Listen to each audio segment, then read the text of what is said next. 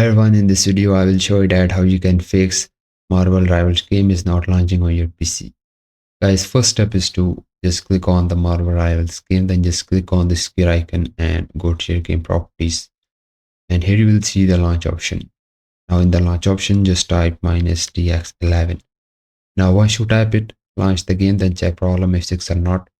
If not launching, then just completely close the game, then just type your -tx12.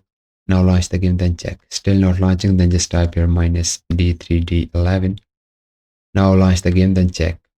If it's still not launching, then just remove the launch option and just uncheck the box of Steam overlay while in game. Then launch the game, then check. Now still not launching, then just disable the Discord overlay. Simply open up the Discord, go to your Discord setting and just disable Discord overlay, then restart your PC, then launch the game, then check. Now if your game is still not launching, then just click on the install files and just click on the verify integrity of game files, and it will take some time, so just wait for it. Then simply relaunch the game, then check problem is 6 or not. Now if it's still not launching, then just click on this browse option you are seeing on the top, and guys, here simply locate your game launcher or exe file of your game. So make a right click on it and go to its properties.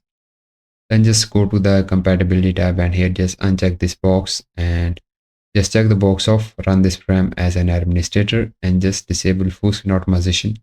Just check these two boxes, then just click on the apply. Now launch the game, then check. Now still not launching, then just check the box of compatibility mode and choose it the Windows 8. Now click on the apply, launch the game, then check. Now still not launching, then just uncheck this box and just uncheck this box also, then just click on the apply, click on the OK, then just leave it. Now the next step is to go to your Windows search and just type here the updates, and the Windows update will appear on the top, so just open it.